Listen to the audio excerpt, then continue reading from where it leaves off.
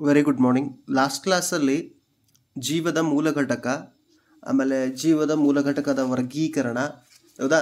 ಅಂದರೆ ಏನು, ಜೀವಕೋಶ ಅಂದ್ರೇನು, ಏಕಕೋಶೀಯ ಜೀವಿಗಳಂದ್ರೇನು, ಬಹುಕೋಶೀಯ ಜೀವಿಗಳಂದ್ರೇನು, ಹೌದಾ? ಆಮೇಲೆ ಜೀವಕೋಶದ ಪ್ರಮುಖ ಭಾಗಗಳು, ಆಮೇಲೆ ಜೀವಕೋಶದ ರಚನೆ, ಹೌದಾ? ವಿಸರಣೆ, ಅಭಿಸರಣೆ, ಇಂತಹ ಅಂಶಗಳ ಬಗ್ಗೆ ಲಾಸ್ಟ್ ಕ್ಲಾಸಲ್ಲಿ ಏನು ಮಾಡಿದ್ವಿಪ್ಪ ಅಂದರೆ ತಿಳ್ಕೊಂಡ್ವಿ. ಹಾಗಾದರೆ ಈ ಒಂದು ಕ್ಲಿಪ್ಪಲ್ಲಿ, ಹೌದಾ, ಕಲಿಕಾ ಚೇತರಿಕೆ, ಕಲಿಕಾ ಹಾಳೆಗಳನ್ನು ಅಭ್ಯಾಸ ಮಾಡ್ತಾ ಇದ್ದೀವಿ. 3 ರೀತಿಯಾದಂಥ ದ್ರಾವಣಗಳು ಬರ್ತಾವೆ: ಅತಿ ಕಡಿಮೆ ಸಾರತೆಯ ದ್ರಾವಣ, ಸಮಸಾರತೆಯ ದ್ರಾವಣ, ಅಧಿಕ ಸಾರತೆಯ ದ್ರಾವಣ, ಹೈಪೋಟೋನಿಕ್ ಸೊಲ್ಯೂಷನ್, ಐಸೋಟೋನಿಕ್ ಸೊಲ್ಯೂಷನ್, ಹೈಪರ್ಟೋನಿಕ್ ಸೊಲ್ಯೂಷನ್ ಅಂತ. ಹಾಗಾದರೆ ಈ ಮೂರದನ್ನು ಒಂದು ಸ್ವಲ್ಪ ಅಭ್ಯಾಸ ಮಾಡೋಣ. ಮಾಧ್ಯಮದ ನೀರಿನ ಸಾರತೆ ಜೀವಕೋಶದೊಳಗಿನ ನೀರಿನ ಸಾರತೆಗಿಂತ ಹೆಚ್ಚಾಗಿದ್ರೆ, ಹೌದಾ? ಫಾರ್ ಎಕ್ಸಾಂಪಲ್, ಇದೇನಪ್ಪ ಅಂದರೆ ಜೀವಕೋಶ, ಇದ್ರ ಸುತ್ತಮುತ್ತಲೂ ಏನು ನೀರಿದೆಯಲ್ಲ, ಆ ನೀರಿನ ಪ್ರಮಾಣ ಹೆಚ್ಚಿದ್ದು, ಜೀವಕೋಶದ ಒಳಗೆ ನೀರಿನ ಪ್ರಮಾಣ ಕಡಿಮೆ ಇದ್ದರೆ, ಹೌದಾ, ಅದನ್ನೇನು ಕರಿತೀವಿ ಅಂದರೆ ಅತಿ ಕಡಿಮೆ ಸಾರತೆಯ ದ್ರಾವಣ. ಈಗೇನಾಗ್ತದಂದ್ರೆ ಹೆಚ್ಚು ಸಾರಥಿಯಿಂದ ನೀರು ಕಡಿಮೆ ಸಾರಥಿಯೊಳಗೆ ಜೀವಕೋಶದೊಳಗೆ ಒಳಗಡೆ ಚಲಿಸ್ತದೆ. ಈ ಜೀವಕೋಶ ಇದ್ದಿದ್ದು ಊದಿಕೊಳ್ತದೆ. ಈ ಜೀವಕೋಶ ಇದ್ದಿದ್ದು ಏನಾಗ್ತದೆ, ಊದಿಕೊಳ್ತದೆ, ಉಬ್ಬುತ್ತದೆ ಅಂತ ಅನ್ಬೋದು, ಹೌದಾ? ಇದನ್ನು ಕಡಿಮೆ ಸಾರಥಿಯ ದ್ರಾವಣ. ಇನ್ನು ಸಮಸಾರತೆಯ ದ್ರಾವಣ, ಒಂದು ಜೀವಕೋಶ ಇದೆ, ಆ ಜೀವಕೋಶದ ಒಳಗಡೆ ಇರುವಂಥ ನೀರಿನ ಮಟ್ಟ ಮತ್ತು ಹೊರಗಿರುವಂಥ ನೀರಿನ ಮಟ್ಟ ಎರಡನ್ನೂ ಸಮ ಪ್ರಮಾಣದಲ್ಲಿದ್ದರೆ ಅದನ್ನು ಸಮಸಾರತೆಯ ದ್ರಾವಣ ಅಂತ ಕರಿತೀವಿ, ಹೌದಾ? ಇಲ್ಲಿ ಜೀವಕೋಶದ ಮೂಲ ಗಾತ್ರ ಏನಾಗೋದಿಲ್ಲ ಅಂದರೆ ಬದಲಾಗೋದಿಲ್ಲ. ಇನ್ನು ನೆಕ್ಸ್ಟ್ ಏನಪ್ಪ ಅಂದರೆ ಅಧಿಕ ಸಾರತೆಯ ದ್ರಾವಣ. ಅಧಿಕ ಸಾರತೆಯ ದ್ರಾವಣದಲ್ಲಿ ಜೀವಕೋಶ ಏನಿರ್ತದಲ್ಲ, ಆ ಜೀವಕೋಶದ ಒಳಗಡೆ ನೀರಿನ ಮಟ್ಟ ಹೆಚ್ಚಿರ್ತದೆ. ಆಮೇಲೆ ಏನಪ್ಪ ಅಂದರೆ ಹೊರಗಡೆ ಏನಿರ್ತದಲ್ಲ, ಮಾಧ್ಯಮದ ನೀರು ಅಂತ ಏನು ಕರಿತೀವಲ್ಲ, ಮಾಧ್ಯಮದ ನೀರಿನ ಸಾರತೆ ಕಡಿಮೆ ಇರ್ತದೆ. ಆವಾಗ ಈ ಜೀವಕೋಶದೊಳಗಿನ ನೀರು ಹೆಚ್ಚು ಸಾರತೆಯಿಂದ ಕಡಿಮೆ ಸಾರತೆಯಡೆಗೆ ಜೀವಕೋಶದ ಹೊರಗಡೆ ಚಲಿಸ್ತದೆ. ಜೀವಕೋಶದ ಹೊರಗಡೆ ಚಲಿಸೋದ್ರಿಂದ ಜೀವಕೋಶ ಏನಾಗ್ತದೆ ಅಂದ್ರೆ ಮುದುಡ್ಕೊಳ್ತದೆ. ಜೀವಕೋಶ ಏನಾಗ್ತದೆ, ಅತಿ ಕಡಿಮೆ ಸಾರತೆಯ ದ್ರಾವಣದಲ್ಲಿ ಜೀವಕೋಶ ಉಬ್ತದೆ, ಅಧಿಕ ಸಾರತೆಯ ದ್ರಾವಣದಲ್ಲಿ ಜೀವಕೋಶ ಏನಾಗ್ತದೆ, ಮುದುಡ್ತದೆ.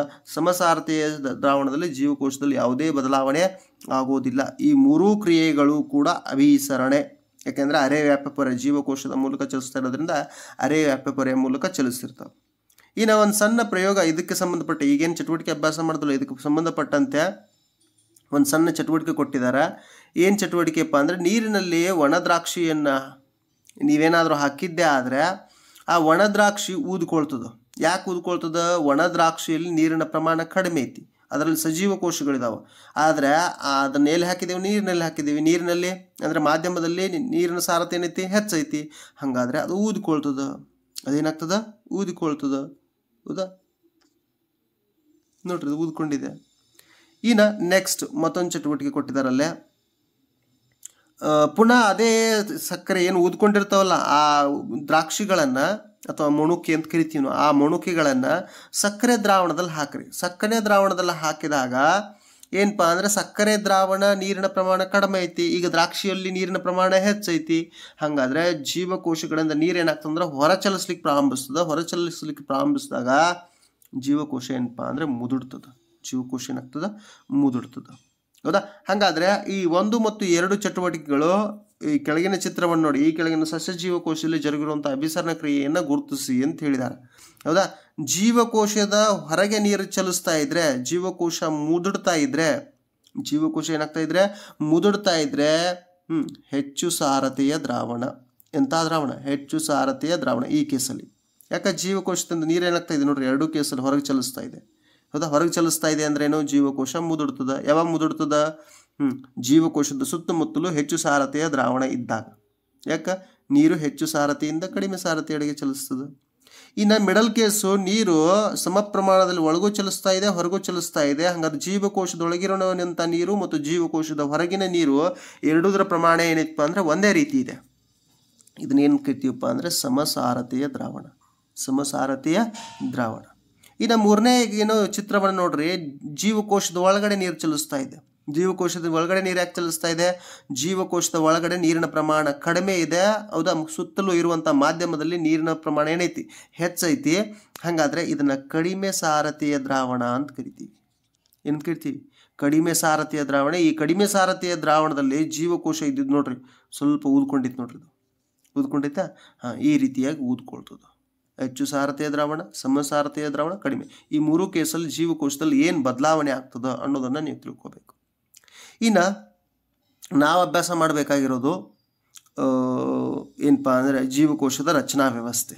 ಅದಕ್ಕೆ ಕಲಿಕಾಫಲ 3ರಲ್ಲಿ ನಿಮಗಿದು ತಿಳಿದಿರಲಿ ಅಂತೇಳಿ ಜೀವಕೋಶದ ರಚನಾ ವ್ಯವಸ್ಥೆಯನ್ನು ಕೊಟ್ಟಿದ್ದಾರೆ. ಹಾಗಾದರೆ ಜೀವಕೋಶದೊಳಗೆ ತೇಲುತ್ತಿರುವಂಥ ಸಜೀವ ಘಟಕಗಳಿದಾವೆ. ಸಜೀವ ಘಟಕಗಳನ್ನ ನಾವು ಕಣದಂಗಗಳಂತ ಕರಿತೀವಿ.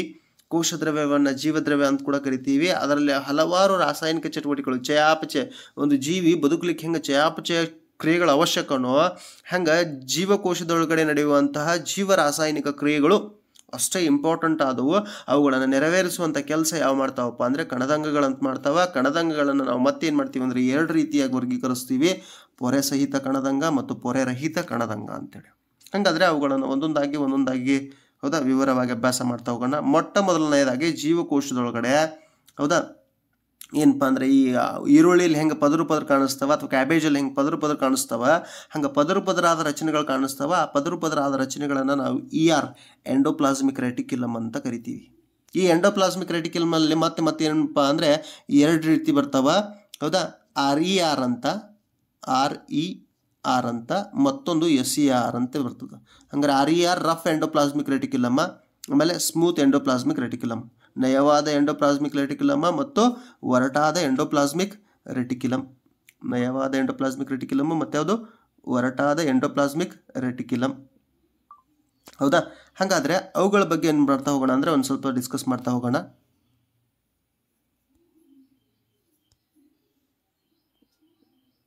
Very sorry.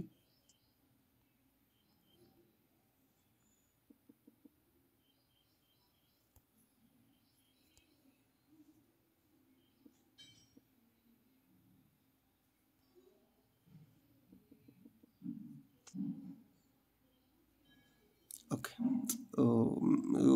ಪೂರ್ತಿ ಬಂದ್ ಮಾಡಲಿಕ್ಕಾಗಲ್ಲ, ಇರಲಿ. ಹಾಗಾದರೆ 2 ರೀತಿಯಾದಂಥ ಎಂಡೋಪ್ಲಾಸ್ಮಿಕ್ ರೆಟಿಕ್ಯುಲಮ್ಗಳನ್ನು ನೋಡಿದ್ವಿ. ನಯವಾದ ಎಂಡೋಪ್ಲಾಸ್ಮಿಕ್ ರೆಟಿಕ್ಯುಲಮ್ಮು ಮತ್ತು ಒರಟಾದ ಎಂಡೋಪ್ಲಾಸ್ಮಿಕ್ ರೆಟಿಕ್ಯುಲಮ್ಮು ಹೌದಾ.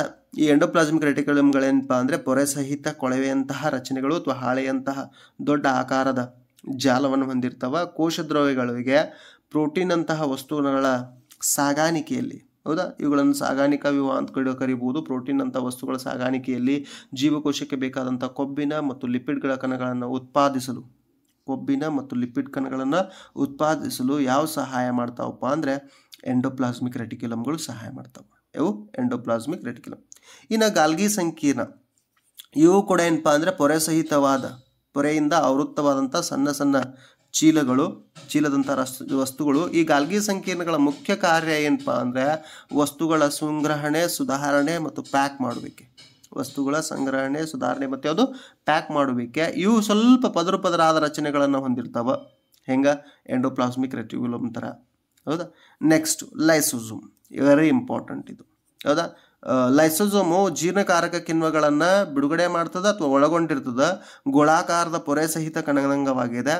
ಜೀವಕೋಶ ಏನಪ್ಪ ಅಂದರೆ ರೋಗಗ್ರಸ್ತವಾದಾಗ ಅಥವಾ ಹಾನಿಗೊಳಗಾದಾಗ ಅಥವಾ ಅದರಲ್ಲಿ ತ್ಯಾಜ್ಯ ಪದಾರ್ಥಗಳ ಪ್ರಮಾಣ, ವಿಷಕಾರಿ ಪದಾರ್ಥಗಳ ಪ್ರಮಾಣ ಹೆಚ್ಚಾದಾಗ ಲೈಸೋಸೋಮ್ ಅನ್ನೋ ರಚನೆ ಒಡೆದು ಹೋಗಿ ಕಿಣ್ವಗಳನ್ನು ಬಿಡುಗಡೆ ಮಾಡೋದ್ರ ಮೂಲಕ ತಮ್ಮದೇ ಆದ ಕೋಶವನ್ನು ಜೀರ್ಣಿಸೋದ್ರಿಂದ ಅದನ್ನು ಆತ್ಮಹತ್ಯಾ ಸಂಚಿಗಳು ಅಂತ ಕರೀತಾರೆ. ಏನು ಕರೀತಾರೆ? ಆತ್ಮಹತ್ಯಾ ಸಂಚಿಗಳು. ಜೀವಕೋಶದ ಆತ್ಮಹತ್ಯಾ ಸಂಚಿ ಯಾವುದಪ್ಪ ಅಂದರೆ ಅದು ಲೈಸೋಸೋಮ್. ಯಾಕೆ ಸ್ವತಃ ತನ್ನ ಜೀವಕೋಶವನ್ನೇ ತಾನೇ ತಿಂದು ಬಿಡ್ತದೆ. ಆದರೆ ಅದು ತಿಂದು ಬಿಡೋದು ಉತ್ತಮ. ಯಾಕಂದರೆ ಒಂದು ಒಳ್ಳೆ ಟೊಮಾಟೊ ಜೊತೆ ನೀವು ಕೊಳೆತ ಟೊಮಾಟೋನ ಇಟ್ಟರೆ ಇಡೀ ಎಲ್ಲ ಟೊಮಾಟೊಗಳನ್ನು ಕೊಳಿಸ್ಬಿಡ್ತದೆ ಅದು ಕೊಳೆತ ಟೊಮಾಟೊ. ಅದಕ್ಕೆ ಹಾನಿಗೊಳಗಾದ, ರೋಗಗ್ರಸ್ತವಾದ ಅಥವಾ ತ್ಯಾಜ್ಯ ಪದಾರ್ಥಗಳಿಂದ ಕೂಡಿದಂಥ ಅಥವಾ ವಿಷಯುಕ್ತವಾದಂಥ ಜೀವಕೋಶಗಳನ್ನು ಸಾಯಿಸಲಿಕ್ಕೆ ಅಥವಾ ಆತ್ಮಹತ್ಯೆ ಮಾಡಿಕೊಳ್ಳಲಿಕ್ಕೆ ಲೈಸೋಸೋಮ್ ಸಹಾಯ ಮಾಡ್ತದೆ. ಇನ್ನು ಮೈಟೋಕಾಂಡ್ರಿಯಾ ಹೌದಾ. ಕಡುಬಿನಾಕಾರದ 2 ಪದರದಿಂದ ಆವೃತ್ತವಾದಂಥ ಕಣದಂಗವನ್ನು ನಾವು ಮೈಟೋಕಾಂಡ್ರಿಯಾ ಅಂತ ಕರಿತೀವಿ. ಹೊರ ಪದರ ಏನಾಗಿದೆ ಅಂದರೆ ನಯವಾಗಿದೆ. ಒಳಗಿನ ಪೊರೆ ಬೆರಳಿನಂತಹ ರಚನೆಗಳನ್ನು, ಚಾಚಿಕೆಗಳನ್ನು ಹೊಂದಿದೆ. ಆ ಬೆರಳಿನ ಥರ ರಚನೆಗಳನ್ನು ನಾವು ಕ್ರಿಸ್ಟೆ ಅಂತ ಕರಿತೀವಿ. ಆ ಬೆರಳಿನ ಥರ ರಚನೆ ನೋಡ್ರಿ, ಇವು ಏನು ಕಾಣಿಸ್ತಾ ಇರಲಿಲ್ಲ ಬೆರಳಿನ ಥರ ರಚನೆಗಳು, ಈ ಬೆರಳಿನ ಥರ ರಚನೆಗಳನ್ನು ಕ್ರಿಸ್ಟೆ ಅಂತ ಕರಿತೀವಿ. ಹಾಗಾದರೆ ಜೀವದ ಉಳಿಯುವಿಕೆಗೆ ಅಗತ್ಯವಾದ ಅನೇಕ ರಾಸಾಯನಿಕ ಚಟುವಟಿಕೆಗಳನ್ನು ನಿರ್ವಹಿಸಲು ಅಗತ್ಯವಾದ ಶಕ್ತಿಯನ್ನು ATP ಎಡನೋಸಿನ್ ಟ್ರೈಫಾಸ್ಫೇಟ್ಗಳ ರೂಪದಲ್ಲಿ ಬಿಡುಗಡೆ ಮಾಡ್ತಾವ. ಅದಕ್ಕೆ ಮೈಟೊಕಾಂಡ್ರಿಯಾವನ್ನು ಶಕ್ತಿ ಉತ್ಪಾದನಾ ಕೇಂದ್ರ ಅಂತ ಕರಿತೀವಿ. ATPಯನ್ನು ಜೀವಕೋಶದ ಚಲಾವಣೆಯಲ್ಲಿರುವ ಶಕ್ತಿ ನಾಣ್ಯ ಅಂತ ಕರಿತೀವಿ. ATP ಏನು ಕರಿತೀವಿ? ಜೀವಕೋಶದ ಚಲಾವಣೆಯಲ್ಲಿರುವ ಶಕ್ತಿ ನಾಣ್ಯ. ನೆಕ್ಸ್ಟ್ ಕ್ಲೋರೋಫ್ಲಾಸ್ಟ್ಗಳ ಬಗ್ಗೆ ಡಿಸ್ಕಸ್ ಮಾಡಬೇಕು. ಕ್ಲೋರೋಫಿಲ್ ಸಸ್ಯ ಜೀವಕೋಶಗಳಲ್ಲಿ ಮಾತ್ರ, ಕ್ಲೋರೋಫ್ಲಾಸ್ಟ್ ಎಲ್ಲಿ ಕಂಡು ಬರ್ತದ? ಸಸ್ಯ ಜೀವಕೋಶಗಳಲ್ಲಿ ಮಾತ್ರ ಕಂಡು ಬರ್ತದ. ಹಸಿರು ಪೊರೆ ಸಹಿತ ಕಣದಂಗ, ಹೌದಾ? ಇದರಲ್ಲೂ ಕೂಡ ಏನಪ್ಪ ಅಂದರೆ 2 ಪದರ ಇದಾವೆ. ಹೊರ ಪೊರೆ ಏನಾಗಿದೆ ಅಂದರೆ ನಯವಾಗಿದೆ, ಒಳಗಿನ ಪೊರೆ ಏನಾಗಿದೆ ಅಂದರೆ ಪದರವಾಗಿದ್ದು, ಹೌದಾ? 2 ಸ್ಟ್ರೋಮಾ ಮತ್ತು ಗ್ರಾನಾ ಅನ್ನೋ ರಚನೆಗಳನ್ನು ಹೊಂದಿರ್ತದೆ. ಸ್ಟ್ರೋಮಾ ಮತ್ತೇನು ಗ್ರಾನಾ ಅನ್ನೋ ರಚನೆಗಳನ್ನು ಹೊಂದಿರ್ತದೆ. ಸೂರ್ಯನ ಬೆಳಕಿನ ಕಿರಣಗಳನ್ನು ಹಿಡಿದಿಟ್ಟು ದ್ಯುತಿ ಸಂಶ್ಲೇಷಣೆ ಕ್ರಿಯೆಗೆ ಸಹಾಯವಾಗ್ತಕ್ಕಂತಹ ರಚನೆಗಳ ಏನಪ್ಪ ಅಂದರೆ ಈ ಸ್ಟ್ರೋಮಾ ಮತ್ತು ಗ್ರಾನಾ ಸಸ್ಯ ಜೀವಕೋಶದ ಅಡುಗೆ ಮಣೆ ಅಂತ ಹೇಳ್ಬೋದು. ಯಾಕಂದರೆ ದ್ಯುತಿ ಸಂಶ್ಲೇಷಣೆ ನಡೆಯೋದೇ ಕ್ಲೋರೋಫ್ಲಾಸ್ಟ್ನಲ್ಲಿ. ಎಲ್ಲಿ ನಡೆಯೋದು? ಕ್ಲೋರೋಫ್ಲಾಸ್ಟ್ನಲ್ಲಿ ಸ್ಟ್ರೋಮಾ ಮತ್ತು ಗ್ರಾನಾಗಳ ಸಹಾಯದಿಂದ, ಒಂದು ಬೆಳಕಿನ ಸಹಾಯದಿಂದ ನಡೆಸುವಂಥ ಕ್ರಿಯೆಯನ್ನು ನಡೆಸ್ತದೆ, ಇನ್ನೊಂದು ಬೆಳಕಿನ ಸಹಾಯವಿಲ್ಲದೆ ನಡೆಯುವಂಥ ಕ್ರಿಯೆಯನ್ನು ನಡೆಸ್ತದೆ. ಇನ್ನು ನೆಕ್ಸ್ಟ್ ರಸದಾನಿ ಟೋನೋಪ್ಲಾಸ್ಟ್ ಎಂಬ ಪೊರೆಯಿಂದ ಆವೃತವಾದಂತಹ ದುಂಡನೆಯ ರಚನೆ, ಅಂದರೆ ಒಂದು ಆವೃತವಾದ ಪೊರೆ ಇದೆ. ಪ್ರಾಣಿಗಳಲ್ಲಿ ಚಿಕ್ಕ ಹಾಗೂ ಸಸ್ಯಗಳಲ್ಲಿ ಈ ರಸದಾನಿಗಳೇನಪ್ಪ ಅಂದರೆ ದೊಡ್ಡದಾಗಿರ್ತಾವೆ. ಸಸ್ಯಗಳಲ್ಲಿ ಯಾಕೆ ದೊಡ್ಡದಾಗಿರ್ತಾವೆ ಅಂದರೆ ನೀರು, ಆಹಾರ, ತ್ಯಾಜ್ಯ ಮತ್ತು ಕಿಣ್ವಗಳ ಸಂಗ್ರಹಣೆಗೆ ದೊಡ್ಡ ಕೊಠಡಿ ಬೇಕು ಸಸ್ಯಗಳಲ್ಲಿ ಪ್ರಾಣಿಗಳಿಗಿಂತ. ಪ್ರಾಣಿಗಳಲ್ಲಿ ಇವುಗಳ ತ್ಯಾಜ್ಯ ಪದಾರ್ಥಗಳನ್ನು ಸಂಗ್ರಹಿಸುವಂಥ ಅವಶ್ಯಕತೆ ಇಲ್ಲ. ವರ್ಷಕ್ಕೆ ಒಂದೇ ಸಲ ಸಸ್ಯಗಳು ವಿಸರ್ಜನೆ ಮಾಡೋದ್ರಿಂದ ಸಂಗ್ರಹಿಸುವ ಅವಶ್ಯಕತೆ ಇದೆ ಸಸ್ಯಗಳಿಗೆ. ಅದಕ್ಕೆ ನೀರು, ಆಹಾರ, ತ್ಯಾಜ್ಯ ಮತ್ತು ಕಿಣ್ವಗಳ ಸಂಗ್ರಹಣೆಗೆ ಸಂಗ್ರಹಣಾ ಕೊಠಡಿಗಳಾಗಿ, ಹೌದಾ, ಖಾಲಿ ಅವಕಾಶಗಳಾಗಿ ಸಹಾಯ ಮಾಡ್ತಾವೆ. ಯಾವಪ್ಪ ಅಂದರೆ ರಸದಾನಿಗಳು. ಇನ್ನು ವೆರಿ ಇಂಪಾರ್ಟೆಂಟು ನ್ಯೂಕ್ಲಿಯಸ್, ಅದನ್ನು ಕೋಶ ಕೇಂದ್ರ ಅಂತ ಕರಿತೀವಿ. ನ್ಯೂಕ್ಲಿಯರ್ ಪೊರೆಯಿಂದ ಆವೃತವಾದಂತಹ ಜೀವಗಳ ಕೋಶಗಳನ್ನು ಪ್ರೊಕ್ಯಾರಿಯೋಟ್ಸ್ ಮತ್ತು ಯೂಕ್ಯಾರಿಯೋಟ್ಸ್ಗಳಿಗೆ ವರ್ಗೀಕರಿಸ್ತಿದ್ದೀವಿ. ಅದನ್ನು ಆಲ್ರೆಡಿ ನಾನು ನಿಮ್ಗೆ ಹೇಳಿದ್ದೀನಿ. ಹಾಗಾದರೆ ಏನಪ್ಪ ಅಂದರೆ ಕೋಶ ಕೇಂದ್ರ 2 ಪೊರೆಗಳಿಂದ ಆವೃತವಾಗಿದೆ, ಈ ದುಂಡನೆ ರಚನೆಯನ್ನು ಹೊಂದಿದೆ. ಆಮೇಲೆ ಕೋಶ ಕೇಂದ್ರ ದ್ರವ್ಯ ಅಂತ ರಚನೆ ಇದೆ ಒಳಭಾಗದಲ್ಲಿ, ಹೌದಾ? ಈ ಒಳಭಾಗದಲ್ಲಿ ಕೋಶ ಕೇಂದ್ರ ದ್ರವ್ಯ ಅಂತಿದೆ, ಕೆಂಪು ಎಳೆ ಇದೆ, ಕ್ರೊಮ್ಯಾಟಿನ್ನ ಜಾಲ, ಆಮೇಲೆ ಸಣ್ಣದಾದಂಥ ಒಂದು ಕಿರುದಾದಂಥ ರಚನೆ ನೋಡ್ತೀರಾ, ಅದು ಕಿರು ಕೋಶ ಕೇಂದ್ರ, ಹೌದಾ? ನ್ಯೂಕ್ಲಿಯೋಲಸ್, ಹೌದಾ? ಇವೇನಪ್ಪ ಅಂದರೆ ಮುಖ್ಯವಾದ ಭಾಗಗಳು. ಆಮೇಲೆ ಸಣ್ಣ ರಂಧ್ರಗಳನ್ನು ನೋಡ್ತೀವಿ. ಈ ರಂಧ್ರಗಳು, ಹೌದಾ, ಜೀವಕೋಶದೊಳಗಡೆ ವಸ್ತುಗಳನ್ನು ಸಾಗಿಸಲಿಕ್ಕೆ ಮತ್ತು ಕೋಶ ಕೇಂದ್ರದೊಳಗಡೆ ವಸ್ತುಗಳನ್ನು ಸಾಗಿಸಲಿಕ್ಕೆ ಸಹಾಯ ಮಾಡ್ತದೆ, ಹೌದಾ? ಹಾಗಾದರೆ ನಾವೇನು ಮಾಡ್ತಾ ಇದ್ವಿಪ್ಪ ಅಂದರೆ ನ್ಯೂಕ್ಲಿಯರ್ ಪೊರೆಯನ್ನು ಹೊಂದಿದಂಥ ನ್ಯೂಕ್ಲಿಯಸ್ನ ಬಗ್ಗೆ ಅಭ್ಯಾಸ ಮಾಡ್ತಾ ಇದ್ವಿ. 2 ಪದರಗಳನ್ನು ಹೊಂದಿರ್ತದೆ ಅಂತ ಹೇಳಿದೆ. ಆಮೇಲೆ ಕೆಂಪು ಬಣ್ಣದ ಏನು ಕ್ರೊಮ್ಯಾಟಿನ್ನ ಜಾಲ ಇರ್ತದಲ್ಲ, ಇದು ಕೋಶ ವಿಭಜನೆಯ ವೇಳೆಯಲ್ಲಿ ಕ್ರೋಮೋಸೋಮ್ನ ರಚನೆಗೆ ಕಾರಣ ಆಗಿ ಇದೇನಪ್ಪ ಅಂದರೆ ಈ ಭಾಗ ಕಿರುಕೋಶ ಕೇಂದ್ರ, ಹೌದಾ? ಕಿರುಕೋಶ ಕೇಂದ್ರ ಅದರ ಸುತ್ತಮುತ್ತಲೂ ಏನಪ್ಪ ಅಂದರೆ ಸಣ್ಣದಾದಂಥ ರೈಬೋಸೋಮ್ಗಳನ್ನು ಹೊಂದಿದ್ದು ಪ್ರೋಟೀನ್ನ ಸಂಶ್ಲೇಷಣೆಯಲ್ಲೂ ಪಾಲ್ಗೊಳ್ತದೆ, ಹೌದಾ? ಇದು ಇಷ್ಟು ಏನಪ್ಪ ಅಂದರೆ ಜೀವಕೋಶದ ಕೋಶ ಕೇಂದ್ರದ ಬಗ್ಗೆ. ಇನ್ನು ರೈಬೋಸೋಮ್ ಬಗ್ಗೆ ಅಭ್ಯಾಸ ಮಾಡೋಣ. ರೈಬೋಸೋಮು RNAನಿಂದಾದಂಥ ಪೊರೆ ರಹಿತ ಕಣದಂಗ, ಕೋಶ ದ್ರವ್ಯದಲ್ಲಿ ಅಥವಾ ಎಂಡೋಪ್ಲಾಸ್ಮಿಕ್ ರೆಟಿಕ್ಯುಲಮ್ ಮೇಲೆ ಕಂಡು ಬರ್ತದೆ. ಪ್ರೋಟೀನ್ ಸಂಶ್ಲೇಷಣೆ ಇಲ್ಲಿ ಮುಖ್ಯ ಪಾತ್ರ ವಹಿಸ್ತದೆ. ಅದಕ್ಕೆ ಇದನ್ನೇನು ಕರೀತಾರೆ ಅಂದರೆ ಪ್ರೋಟೀನ್ ಸಂಶ್ಲೇಷಣೆಯ ಕಾರ್ಖಾನೆ ಅಂತ ಕರೀತಾರೆ, ಹೌದಾ? ರೈಬೋಸೋಮ್. ನೆಕ್ಸ್ಟ್ ಸೆಂಟ್ರೋಸೋಮು ಕೋಶ ವಿಭಜನೆಯ ವೇಳೆಯಲ್ಲಿ ಕೇವಲ ಪ್ರಾಣಿ ಜೀವಕೋಶದಲ್ಲಿ ಮಾತ್ರ ಉಂಟಾಗ್ತವೆ, ಹೌದಾ? ಹಾಗಾದರೆ ಲಂಬಕೋಣದಲ್ಲಿ ಜೋಡಿಸಲ್ಪಟ್ಟಂತಹ 2 ಸೆಂಟ್ರಿಯೋಲ್ನಿಂದಾದಂಥ ಪೊರೆರಹಿತ ಕಣದಂಗ ಯಾವುದಪ್ಪ ಅಂದರೆ ಸೆಂಟ್ರೋಸೋಮು. ಕೋಶ ವಿಭಜನೆಯ ಸಂದರ್ಭದಲ್ಲಿ ವರ್ಣತಂತುಗಳನ್ನು ಹಿಡಿದಿಡಲಿಕ್ಕೆ ಸಹಾಯ ಮಾಡುವಂಥ ಅಂಗ ಯಾವುದಪ್ಪ ಅಂದರೆ ಅದು ಸೆಂಟ್ರೋಸೋಮು. ಇನ್ನು ಪೊರೆ ಸಹಿತ ಕಣದಂಗ ಮತ್ತು ಪೊರೆರಹಿತ ಕಣದಂಗ ಅಂತ ನಾವೇನು ಮಾಡ್ತಾಯಿದ್ವಿ ಅಂದರೆ ಅಭ್ಯಾಸ ಮಾಡ್ತಾಯಿದ್ದೀವಿ. ಪೊರೆರಹಿತ ಕಣದಂಗಗಳು ಯಾವಪ್ಪ ಅಂದರೆ ರೈಬೋಸೋಮ ಮತ್ತು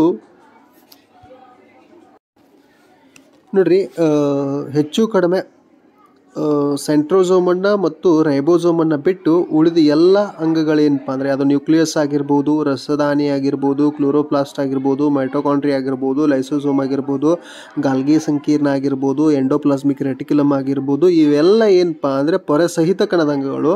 ಅದನ್ನು ಹೊರತುಪಡಿಸಿ ಎರಡೇ, ಯಾವುದು ರೈಬೋಸೋಮು ಮತ್ತು ಸೆಂಟ್ರೋಸೋಮ್ ಮುಖ್ಯವಾಗಿ ಏನಪ್ಪ ಅಂದರೆ ಯಾವುದ್ರಲ್ಲಿ ಬರ್ತಾವಪ್ಪ ಅಂದರೆ ಪೊರೆರಹಿತ ಕಣದಂಗದಲ್ಲಿ. ಹಾಗಾದರೆ ಈ ಸೈಡೆಲ್ಲ ಉಳಿದ ಎಲ್ಲ ಕಣದಂಗಗಳನ್ನ ಪಟ್ಟಿ ಮಾಡಿ ಇಲ್ಲಿ ಏನಪ್ಪ ಅಂದರೆ ರೈಬೋಸೋಮ ಮತ್ತು ಸೆಂಟ್ರೋಸೋಮ್ಗಳನ್ನ ಪಟ್ಟಿ ಮಾಡುವಂಥ ಕೆಲಸ ಮಾಡಿರಿ. ಇನ್ನು ಕೆಳಗಿನ ಕಣದಂಗಗಳನ್ನು ಹೆಸರಿಸಿ. ಏನು ಮಾಡಿರಿ? ಹೆಸರಿಸಿ ಅಂತ ಕೇಳಿದ್ದಾರೆ. ಹಾಗಾದರೆ ಕೆಳಗಿನ ಕಣದಂಗಗಳನ್ನು ಹೆಸರಿಸಿ. ಜೀವಕೋಶದ ಸಾಗಾಣಿಕಾ ಕಣದಂಗ. ಹೌದಾ, ಜೀವಕೋಶದ ಸಾಗಾಣಿಕಾ ಕಣದಂಗ ಯಾವುದಪ್ಪ ಅಂದರೆ,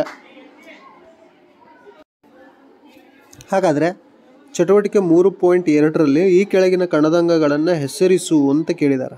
ಹಾಗಾದರೆ ಮೊದಲೇ ಏನಪ್ಪ ಅಂದರೆ ಜೀವಕೋಶದ ಸಾಗಾಣಿಕಾ ಕಣದಂಗ. ಜೀವಕೋಶದ ಸಾಗಾಣಿಕಾ ಕಣದಂಗ ಯಾವುದಪ್ಪ ಅಂದರೆ ಎಂಡೋಪ್ಲಾಸ್ಮಿಕ್ ರೆಟಿಕ್ಯುಲಮ್. Endoplasmic reticulum. ಅದಾದ ನಂತರ ಜೀವಕೋಶದ ನಿಯಂತ್ರಣ ಕೇಂದ್ರ. ಹೌದಾ, ಮಾನವನಲ್ಲಿ ಹೆಂಗೆ ಮೆದುಳೈತಲ್ಲ ಹಂಗೆ ಜೀವಕೋಶದ ಎಲ್ಲ ಚಟುವಟಿಕೆಗಳನ್ನು ನಿಯಂತ್ರಿಸುವಂಥ ಕೆಲಸ ನ್ಯೂಕ್ಲಿಯಸ್ಸು ಅಥವಾ ಕೋಶ ಕೇಂದ್ರ ಮಾಡ್ತದೆ. ಯಾವುದು? ನ್ಯೂಕ್ಲಿಯಸ್. ಅದನ್ನು ಕೋಶ ಕೇಂದ್ರ ಅಂತ ಕರಿತೀವಿ. ಇನ್ನು ಜೀವಕೋಶದ ಶಕ್ತಿ ಉತ್ಪಾದನಾ ಕೇಂದ್ರ ಮತ್ತು ಉಸಿರಾಟದ ಕೇಂದ್ರ ಯಾವುದಪ್ಪ ಅಂದರೆ ಮೈಟೋಕಾಂಡ್ರಿಯಾ. ಯಾವುದು? ಮೈಟೋಕಾಂಡ್ರಿಯಾ. ಹೌದಾ. ನೆಕ್ಸ್ಟ್ ಯಾವುದಪ್ಪ ಅಂದರೆ ದ್ಯುತಿ ಸಂಶ್ಲೇಷಣಾ ಕ್ರಿಯೆಗೆ ಸಹಾಯ ಮಾಡುವಂಥ ಕಣದಂಗ. ಅದು ಯಾವುದಪ್ಪ ಅಂದರೆ ಪತ್ರರಂಧ್ರ, ಕ್ಲೋರೋಪ್ಲಾಸ್ಟ್ ಅಂತ ಕರಿತೀವಿ. ಹೌದಾ. ಯಾವುದು? ಕ್ಲೋರೋಪ್ಲಾಸ್ಟ್. ಕ್ಲೋರೋಪ್ಲಾಸ್ಟ್ ಏನಪ್ಪ ಅಂದರೆ ಜೀವಕೋಶದ ಏನಪ್ಪ ಅಂದರೆ ದ್ಯುತಿ ಸಂಶ್ಲೇಷಣಾ ಕ್ರಿಯೆಗೆ ಸಹಾಯ ಮಾಡುವಂಥ ಕಣದಂಗ. ಇನ್ನು ಜೀವಕೋಶದ ಆತ್ಮಹತ್ಯಾ ಸಂಚಿ. ಜೀವಕೋಶದ ಆತ್ಮಹತ್ಯಾ ಸಂಚಿ ಲೈಸೋಸೋಮ್. ಯಾವುದು? ಲೈಸೋಸೋಮ್. ಜೀವಕೋಶದ ಆತ್ಮಹತ್ಯಾ ಸಂಚಿ ಯಾವುದು? ಲೈಸೋಸೋಮ್. ಇನ್ನು ಸಸ್ಯ ಜೀವಕೋಶದ ಅಡುಗೆ ಮನೆ ಯಾವುದಪ್ಪ ಅಂದರೆ ಅದು ಕೂಡ ಕ್ಲೋರೋಪ್ಲಾಸ್ಟ್. ಅದು ಕೂಡ ಏನಪ್ಪ ಅಂದರೆ ಕ್ಲೋರೋಪ್ಲಾಸ್ಟ್. ಪತ್ರಹರಿತನ್ನು ಹೊಂದಿರ್ತದೆ. ಪತ್ರಹರಿತನ್ನು ಹೊಂದಿದ್ದು ಆಹಾರವನ್ನು ತಯಾರಿಸಲಿಕ್ಕೆ, ದ್ಯುತಿ ಸಂಶ್ಲೇಷಣೆ ಮೂಲಕ ಆಹಾರ ತಯಾರಿಸಲಿಕ್ಕೆ ಸಹಾಯ ಮಾಡೋದ್ರಿಂದ ಸಸ್ಯ ಜೀವಕೋಶದ ಅಡುಗೆ ಮನೆ ಅಂತ ಯಾವುದನ್ನು ಕರೀತಾರಪ್ಪ ಅಂದರೆ ಕ್ಲೋರೋಪ್ಲಾಸ್ಟನ್ನು ಕರೀತಾರೆ.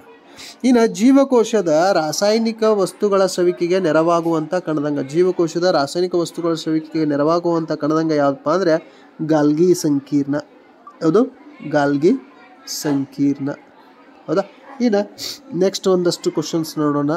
ಜೀವಕೋಶದ ಸಂಗ್ರಹಣಾ ಕೊಠಡಿ. ನೀರಾಗಿರ್ಬೋದು, ಆಹಾರ ಆಗಿರ್ಬೋದು, ತ್ಯಾಜ್ಯ ವಸ್ತುಗಳಾಗಿರ್ಬೋದು, ಇಂಥವುಗಳನ್ನು ಸಂಗ್ರಹಿಸುವಂಥ ಕೆಲಸ ಯಾವುದು ಮಾಡ್ತದಪ್ಪ ಅಂದರೆ ರಸದಾನಿ, ವ್ಯಾಕ್ಯೂಲ್ ಅಂತ ಕರಿತೀವಿ ಅದನ್ನು. ಅದು ರಸದಾನಿ. ಇನ್ನು ಜೀವಕೋಶದ ಪ್ರೋಟೀನ್ನ ಕಾರ್ಖಾನೆ. ಜೀವಕೋಶದ ಪ್ರೋಟೀನ್ನ ಕಾರ್ಖಾನೆ ಯಾವುದಪ್ಪ ಅಂದರೆ ರೈಬೋಸೋಮ್. ಜೀವಕೋಶದ ಪ್ರೋಟೀನ್ನ ಕಾರ್ಖಾನೆ ಯಾವುದು? ರೈಬೋಸೋಮ್. ಇನ್ನು ಕೋಶ ವಿಭಜನೆಯ ಸಮಯದಲ್ಲಿ ಕ್ರೋಮೋಸೋಮ್ಗಳನ್ನು ಹಿಡಿದಿಡುವಂತಹ ಕಣದಂಗ. ಕೋಶ ವಿಭಜನೆಯ ಸಮಯದಲ್ಲಿ ಕ್ರೋಮೋಸೋಮ್ಗಳನ್ನು ಹಿಡಿದಿಡುವಂತಹ ಕಣದಂಗ ಯಾವುದಪ್ಪ ಅಂದರೆ ಸೆಂಟ್ರೋಸೋಮ್. ಯಾವುದು? ಸೆಂಟ್ರೋಸೋಮ್. ಹೌದಾ. ನೀವು ಕನ್ನಡದಲ್ಲಿ ಬರೀರಿ ಅದನ್ನು, ಸೆಂಟ್ರೋಸೋಮ್. ಹೌದಾ. ಇನ್ನು ಏಕಕೋಶೀಯ ಮತ್ತು ಬಹುಕೋಶೀಯ ಜೀವಿಗಳ ನಡುವಿನ ವ್ಯತ್ಯಾಸ ತಿಳಿಸಿ ಮತ್ತು ಉದಾಹರಣೆ ಕೊಡಿ ಅಂತ ಹೇಳಿದ್ದಾರೆ. ಹಾಗಾದರೆ ನಾನು ವಿವರಿಸ್ತಾ ಹೋಗ್ತೀನಿ. ಏಕಕೋಶೀಯ ಜೀವಿ, ಯಾವ ಜೀವಿಗಳ ದೇಹ ಒಂದೇ ಒಂದು ಕೋಶದಿಂದಾಗಿದೆ ಅದನ್ನು ಏಕಕೋಶ ಜೀವಿಗಳು ಅಂತ ಕರಿತೀವಿ. ಯಾವ ಜೀವಿಯ ದೇಹ 2 ಅಥವಾ 2ಕ್ಕಿಂತ ಹೆಚ್ಚು ಕೋಶಗಳಿಂದಾಗಿದೆ, 2 ಅಥವಾ 2ಕ್ಕಿಂತ ಹೆಚ್ಚು ಕೋಶಗಳಿಂದಾಗಿದೆ ಅದನ್ನು ಬಹುಕೋಶೀಯ ಜೀವಿ ಅಂತ ಕರಿತೀವಿ. ಏಕಕೋಶೀಯ ಜೀವಿಗಳಲ್ಲಿ ಒಂದೇ ಕೋಶ ಹೌದಾ ಎಲ್ಲ ಚಯಾಪಚಯ ಕ್ರಿಯೆಗಳನ್ನು ನಿರ್ವಹಿಸ್ತದೆ. ಬಹುಕೋಶೀಯ ಜೀವಿಗಳಲ್ಲಿ ಬೇರೆ ಬೇರೆ ಚಯಾಪಚಯ ಕ್ರಿಯೆಗಳನ್ನು ನಿರ್ವಹಿಸಲಿಕ್ಕೆ ಬೇರೆ ಬೇರೆ ಕೋಶಗಳು ಸಹಾಯ ಮಾಡ್ತವೆ. ಇನ್ನು ಏಕಕೋಶ ಜೀವಿಗೆ ಉದಾಹರಣೆ ಅಮೀಬಾ ಆಗಿರ್ಬೋದು, ಪ್ಯಾರಾಮಿಷಿಯಂ ಆಗಿರ್ಬೋದು, ಯುಗ್ಲಿನಾ, ಅಮೀಬಾ ಆಗಿರ್ಬೋದು, ಪ್ಯಾರಾಮಿಷಿಯಂ ಆಗಿರ್ಬೋದು,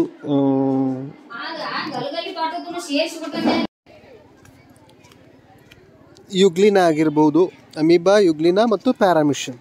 ಹೌದಾ. ಆಮೇಲೆ ಬಹುಕೋಶೀಯ ಜೀವಿಗಳಿಗೆ ನೀವು ಹೈಡ್ರಾ ಎಕ್ಸಾಂಪಲ್ ಕೊಡ್ಬೋದು, ಅಥವಾ ಯಾವುದಾದ್ರೂ ಪ್ರಾಣಿಗಳನ್ನು ಕೊಡ್ಬೋದು, ಸಸ್ಯಗಳನ್ನು ಕೊಡ್ಬೋದು. ಯಾಕಂದರೆ ಅವೆಲ್ಲ ಏನಪ್ಪ ಅಂದರೆ ಬಹುಕೋಶೀಯ ಜೀವಿಗಳು. ಹೌದಾ. ಎರಡದಕ್ಕೂ ಉದಾಹರಣೆಯನ್ನು ನೋಡುವಂಥ ಕೆಲಸ ಮಾಡಿದ್ವಿ. ಇನ್ನು ವಿಸರಣೆ ಮತ್ತು ಅಭಿವಿಸರಣೆ. ವಿಸರಣೆ, ಹೆಚ್ಚು ಸಾರಥಿಯಿಂದ ವಸ್ತುಗಳು ಕಡಿಮೆ ಸಾರಥಿಯೆಡೆಗೆ ಚಲನೆಯನ್ನು ವಿಸರಣೆ ಅಂತ ಕರಿತೀವಿ. ಹೆಚ್ಚು ಸಾರಥಿಯಿಂದ ವಸ್ತುಗಳು ಕಡಿಮೆ ಸಾರಥಿಯೆಡೆಗೆ ಅರೆ ವ್ಯಾಪ್ಯ ಪರ್ಯಾಯ ಮೂಲಕ ಚಲಿಸ್ತಾ ಇದ್ದರೆ ಅದನ್ನು ಅಭಿಸರಣೆ ಅಂತ ಕರಿತೀವಿ.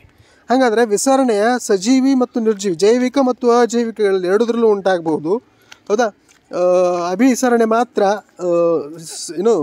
ಸಜೀವಿಗಳಲ್ಲೇ ಉಂಟಾಗಬೇಕು, ಜೀವಕೋಶದಲ್ಲೇ ಉಂಟಾಗಬೇಕು. ಆಮೇಲೆ ವಿಸರಣೆ ಏನಾಗ್ತದಪ್ಪ ಅಂದರೆ ಘನ, ದ್ರವ ಮತ್ತು ಅನಿಲ ಈ 3 ಮಾಧ್ಯಮಗಳಲ್ಲಿ ಉಂಟಾಗ್ತದೆ. ಅಭಿಸರಣೆ ಅನ್ನೋದು ದ್ರವ ಮಾಧ್ಯಮಗಳಲ್ಲಿ ಮಾತ್ರ ಏನಾಗ್ತದಪ್ಪ ಅಂದರೆ ಉಂಟಾಗ್ತದೆ. ಆಮೇಲೆ ವಿಸರಣೆಯನ್ನು ನಾವು ಹೆಚ್ಚಾಗಿ ಅಮೀಬಾದಂತಹ ಜೀವಿಗಳಲ್ಲಿ ಕಾಣ್ತೀವಿ. ಅಭಿಸರಣೆಯನ್ನು ಮೇಲ್ಮಟ್ಟದ ಜೀವಿಗಳಾದಂಥ ಸಸ್ಯಗಳಲ್ಲಿ ಮತ್ತು ಪ್ರಾಣಿಗಳಲ್ಲಿ ಕಾಣ್ತೀವಿ. ಇನ್ನು ಈ ಕೆಳಗಿನ ಕಣದಂಗಗಳ ಕಾರ್ಯಗಳನ್ನು ತಿಳಿಸಿ ಅಂತ ಹೇಳಿದೆ. ಮೈಟೋಕಾಂಡ್ರಿಯಾ ಏನಪ್ಪ ಅಂದರೆ ಜೀವಕೋಶದ ಶಕ್ತಿ ಉತ್ಪಾದನಾ ಕೇಂದ್ರ. ಮೈಟೋಕಾಂಡ್ರಿಯಾ ಏನು ಮಾಡ್ತದಂದ್ರೆ ಆಹಾರವನ್ನು ಉತ್ಕರ್ಷಣ ಕ್ರಿಯೆ, ಉಸಿರಾಟ ಕ್ರಿಯೆಯನ್ನು ನಡೆಸೋದ್ರ ಮೂಲಕ ಆಹಾರವನ್ನು ಉತ್ಕರ್ಷಣ ಕ್ರಿಯೆಗೆ ಒಳಪಡಿಸಿ ATPಗಳ ರೂಪದಲ್ಲಿ ಶಕ್ತಿಯನ್ನು ಬಿಡುಗಡೆ ಮಾಡುವಂಥ ಕೆಲಸ ಮೈಟೋಕಾಂಡ್ರಿಯಾ ಮಾಡ್ತದೆ. ಇನ್ನು ಕ್ಲೋರೋಪ್ಲಾಸ್ಟ್ ಪತ್ರಹರಿತನ್ನು ಹೊಂದಿರೋದ್ರಿಂದ ಸೌರಶಕ್ತಿಯನ್ನು ರಾಸಾಯನಿಕ ಶಕ್ತಿಯಾಗಿ ಪರಿವರ್ತಿಸಿ, ಹೌದಾ, ಬೆಳಕಿನ ಶಕ್ತಿಯನ್ನು ಆಹಾರವಾಗಿ ಪರಿವರ್ತಿಸಲಿಕ್ಕೆ ದ್ಯುತಿ ಸಂಶ್ಲೇಷಣೆಯ ಮೂಲಕ ಸಹಾಯ ಮಾಡ್ತದೆ.